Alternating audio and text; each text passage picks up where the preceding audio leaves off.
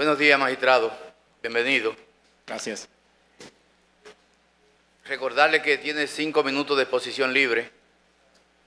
Si no puede concluir sus ideas en esos 5 minutos, tiene 2 adicionales. Pasados los 7, entonces pasamos a la ronda de preguntas por los honorables miembros del Consejo de la Magistratura, que durará no más de 15 minutos.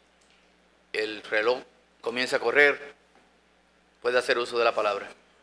Muy buenos días, honorables miembros del Consejo. Buenos días también al país que nos mira. Agradecer la oportunidad que se me da de participar en este proceso en el que se habrá de completar la matrícula del Tribunal Constitucional. Agradecer también a las personas e instituciones que han confiado en mí para hacer la propuesta de mi candidatura. Asumir que es un reto que se nos plantea el poder ser candidato y la posibilidad de contribuir a la justicia constitucional. Básicamente presentarme, ustedes tienen mi hoja de vida ya disponible, la pusieron en la página web, que me ha parecido una muy buena acción, porque así el país va mirando de quién se trata, quiénes son sus candidatos, y solamente quizás hacer algunas precisiones acerca de lo que he venido haciendo en materia de derecho constitucional, qué es lo que nos ocupa y a qué me dedico. Soy en la actualidad presidente de la Corte de Apelación de Niños, Niñas y Adolescentes del Departamento de La Vega, Corte de Apelación en la que he estado durante los últimos 19 años. Primero como juez miembro y desde el 2012 como juez presidente de esta Corte de Apelación.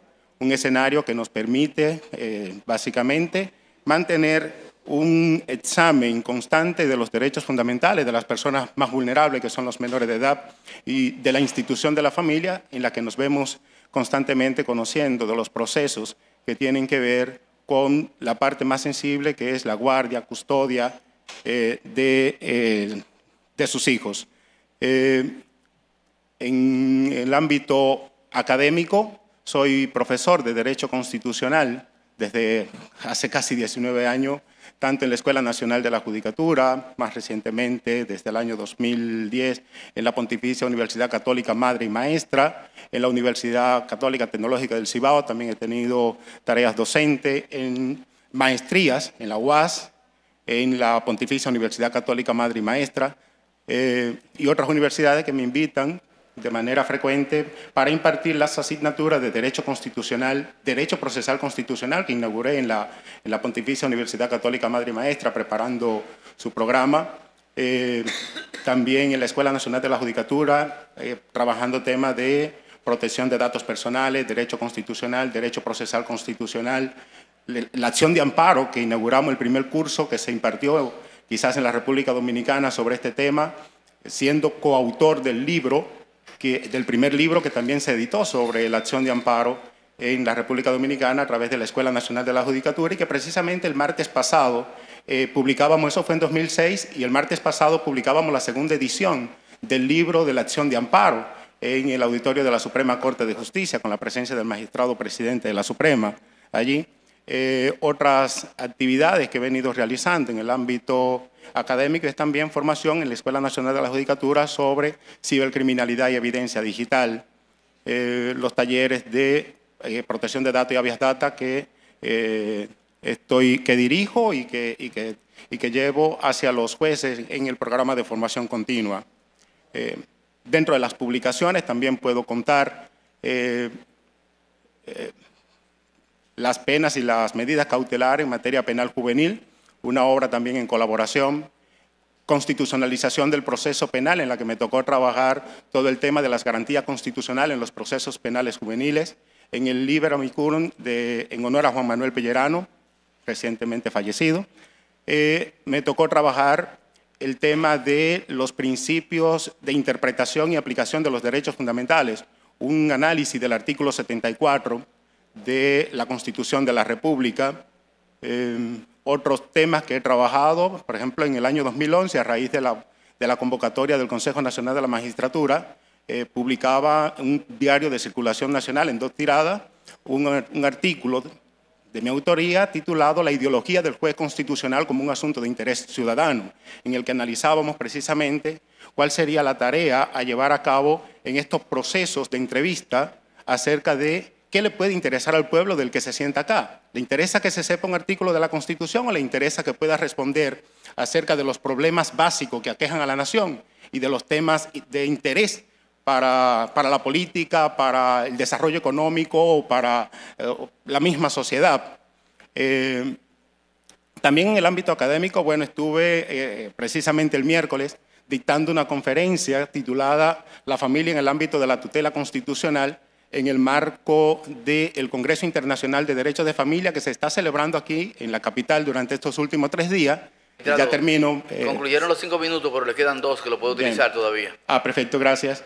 Y que convoca a representantes de 13 países. En el Palacio de las Telecomunicaciones se está llevando a cabo ese congreso y me tocaba a mí la conferencia de apertura. La parte que más disfruto, y con esto termino, sí, del servicio académico, es la que desarrollo en las escuelas, en las juntas de vecinos y en grupos que no están vinculados al derecho, enseñando precisamente derecho constitucional, garantías, derechos fundamentales con los niños, con los profesores, con las asociaciones de padres, con juntas de vecinos, y la labor con los periodistas, que me ha tocado recorrer gran parte del país, precisamente conversando con la prensa acerca de esa relación que debe haber entre independencia judicial, derechos fundamentales y libertad de prensa. Muchas gracias, quedo a su disposición. Gracias a usted. Pregunta por aquí. Bien. Buenos días. Bernabé Morissette Fabián. Vamos a hacer una pregunta reflexiva y 2 o 3, si me lo permite. Si tuviera usted la oportunidad de mejorar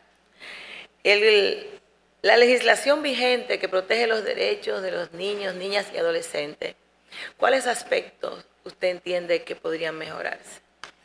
Muchas gracias, diputada Josefa Castillo. Ciertamente, la obligación que tenemos como jueces de practicar constantemente una tutela judicial diferenciada en materia de niñas y adolescencia nos expone a un examen constante acerca de la legislación que los ocupa. Un tema de trascendental importancia es el del cumplimiento de las sanciones. Básicamente, no incluir los centros de privación de libertad de las personas menores de edad en el campo del nuevo proceso, de los nuevos programas penitenciarios, ha sido algo que ha quedado de lado. Por ejemplo, en La Vega tenemos un centro de privación de libertad que fue construido en la época de Trujillo y aún sigue allí. No sé si tendrá la misma pintura todavía en algunos lugares y quizá podríamos iniciar un proceso de atención para que estos centros también queden incorporados a los nuevos modelos, sin pasarlo a los nuevos modelos, obviamente, sino con las prácticas y las técnicas que el nuevo modelo refleja. También deberíamos pensar en cómo articular un sistema legislativo que apunte a que las escuelas y las titulaciones a esos jóvenes les sean dadas en el marco del cumplimiento de sus sanciones, porque el gran problema que tenemos con la reincidencia es el no dar oportunidad para que esos jóvenes se formen, no dar oportunidad o no dirigir adecuadamente las oportunidades para que los jóvenes que se ven involucrados en una situación penal puedan recibir el pan de la enseñanza adecuadamente, y que hemos visto otros modelos en otros países en los que los muchachos pueden recibir educación, pueden recibir formación formal y las titulaciones o las certificaciones salen de organismos que no son el Centro Privativo de Libertad, para que eso no lo estigmatice. De algún modo, enfocarnos en la educación y de algún modo enfocarnos en los sistemas de prevención, sobre todo, en materia con los jóvenes que se ven expuestos a vulnerabilidades como aquellos que permanecen en la calle o que piden en los semáforos. Bien, ¿quién tiene calidad para interponer la acción directa de inconstitucionalidad y contra quién se interpone la acción directa de inconstitucionalidad? Interesante punto, porque la Suprema Corte de Justicia vino trabajando eso de hace mucho tiempo, pues a pasos delante, pasos detrás, con el tema del interés jurídicamente protegido. Sabemos que hay una mención que parecería tasada en el marco de la norma constitucional respecto a quienes pueden interponer la acción de inconstitucionalidad. Al presidente de la República, a una matrícula de la Cámara de Diputados, una matrícula de la Cámara del Senado, y después dice cualquier persona con interés legítimamente protegido. Y qué bueno que esa noción pudo abrirse, porque así un diputado, un senador, sin tener que representar a su organismo, sin tener que representar su Cámara, puede intentarlo como ciudadano. El presidente de la República puede intentarlo como ciudadano, porque si lo hace en calidad de presidente de la República, lo hace en calidad de senador o diputado, entonces necesitaría el refuerzo y necesitaría que sea una actividad relativa a las funciones. Pero como ciudadano puede hacerlo cualquiera que tenga un interés, dice, legítimamente protegido, y el interés legítimamente protegido más abarcador es el de la acción popular, cuando actúo en nombre del colectivo, en nombre de la comunidad. Muchas gracias. Gracias a usted. Gracias. Senador Paliza. Muchas gracias, muy buenos días a todos. Buenos días, magistrado Morissette. El artículo 45 de la Constitución estipula la libertad de conciencia y de cultos.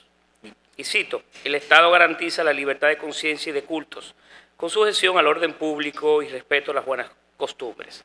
Recientemente en el Congreso Nacional, en el marco de la discusión de un proyecto, no sé si era de resolución o de ley, se discutió mucho sobre la obligatoriedad o no de inculcar a nuestros hijos en las escuelas religión y en particular algunas religiones. Es un proyecto de resolución, ¿verdad? Proyecto de resolución. ¿Hay una ley? Sí, no, yo sé, existe una ley en el que permite inclusive a los padres decidir sobre, inclusive en el marco de la educación, cómo sujetar a sus hijos a una resolución para que se aplicara. Perfecto. Pero me pregunto, en el marco de esa discusión que se da, y a otros que para cuidar o defender la tesis de que se practique o se obligue a nuestros hijos a tener educación religiosa, también habla de que la dominicanidad recoge inclusive en el centro de su escudo la Biblia. ¿Cuál es su posición y su visión en torno a este debate? Bien, interesante tema. Precisamente cuando cursábamos maestría de Derecho Constitucional y de Libertades Fundamentales, conversaba con uno de nuestros profesores acerca de una mención que hace la Ley 6697 en alguno de sus artículos, de los primeros artículos, donde señala que la educación dominicana se fundamentará en una serie de principios, y entre eso menciona los principios cristianos. Y nos preguntábamos si eso tenía alguna colisión con el marco constitucional, precisamente el artículo 45 en este instante. La libertad religiosa es uno de esos temas que ha generado múltiples guerras. La libertad religiosa es uno de esos temas que produce más escarceos en el ámbito de la vida estatal. Y fundamentar la libertad religiosa implica tener a veces que ir un poco con una idea del cambio cultural. Recordemos que tradicionalmente hasta nuestra Constitución ha establecido por momento una religión. La verdad que hay una disposición normativa, el escarceo viene o la discusión viene a raíz de la propuesta de elaborar esta resolución en la que se ponga en práctica la existencia de la ley. Cimentar principios que están en el cristianismo o que están en una determinada religión no es, vamos a decir, prohibido por la Constitución. Lo que es prohibido sí es pretender obligar a que, en el marco de la tutela que debe generar un Estado que no tiene una religión oficial, que los estudiantes o que las personas tengan que someterse a un determinado credo. Entonces, de repente nos preguntamos, si hablamos de la enseñanza bíblica como religión, ¿cuál de los credos vamos a tomar? Ahora, si hablamos de los principios buenos que tienen todas las religiones, entonces no sería ningún problema, desde mi punto de vista. El tema sería, con la diversidad que tenemos y con el mandato constitucional de libertad religiosa, ¿cuál vamos a escoger? Porque sabemos que cada credo ha adoptado alguna modalidad o algunos pasajes, obviando otro, en el marco bíblico. Entonces, cómo articular esta necesidad que tenemos de sembrar valores en nuestra sociedad, de inculcar valores en nuestra niñez, que es donde tenemos que trabajar, sobre todo con el tema de la tolerancia, con el tema de la cultura de paz, que dice la Constitución que estamos llamados a proponer y a promover como funcionarios públicos que somos, sobre todo en nuestra tarea cotidiana, una cultura de paz. ¿Cómo insertar estos principios valiosos que tienen las distintas corrientes? Gracias, que hay muchas preguntas que quieren hacerle. Perfecto. Magistrado Camacho. Buenos días, magistrado Bernabé. ¿Cuáles son los factores que a su juicio pueden incidir para que el tribunal acoja un recurso de revisión sometido por un accionante? Bueno, teníamos que establecer dos situaciones. Primero, la del artículo 53 de la ley 137-11 y la del artículo 100, que son dos escenarios distintos. Está en el artículo 53 de la ley de procedimientos constitucionales el recurso de revisión en materia de sentencias jurisdiccionales, la que dicta cotidianamente el Poder Judicial, y el recurso de revisión en materia de amparo, que son dos escenarios distintos. En el marco del artículo 53, tenemos que hay tres causales por las cuales se puede interponer un recurso de revisión. Está que se haya dictado una sentencia de control de constitucionalidad por vía difusa, que es el primer caso. Está que se haya dictado una sentencia en contradicción con un precedente del Tribunal Constitucional, y en tercer caso está que se haya violentado un derecho fundamental en el marco del proceso y en una acción atribuible al tribunal.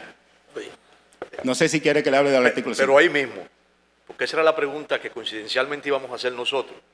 ¿No es necesario que que haya querido la autoridad de lo definitivamente irrevocable? Efectivamente, ese es el otro punto. O sea, faltó eso. No faltaba, porque estábamos precisamente en desarrollo de la idea. Porque incluso el numeral tercero del artículo 53 tiene una serie de parámetros establecidos, y una condición sine qua non es que haya adquirido la autoridad de la cosa irrevocablemente juzgada, pero algo más, honorable presidente del Senado, que esa autoridad de la cosa juzgada haya recaído con el último recurso posible. Porque no es que pura y simplemente se haga ejecutable la sentencia. Si yo no recurrí y la ley me permitía recurrir, entonces no tengo abierto el recurso de revisión. Si no recurrí en apelación o si no recurrí en casación, teniendo la casación abierta. O sea, tiene que caminar todos los procesos, y con el último de los recursos ya resuelto. Pero la ley no precisa eso. La ley nada se limita a señalar que haya adquirido la autoridad de lo definitivamente irrevocable. Pero la renuncia de un recurso le impide el acceso al Tribunal Constitucional.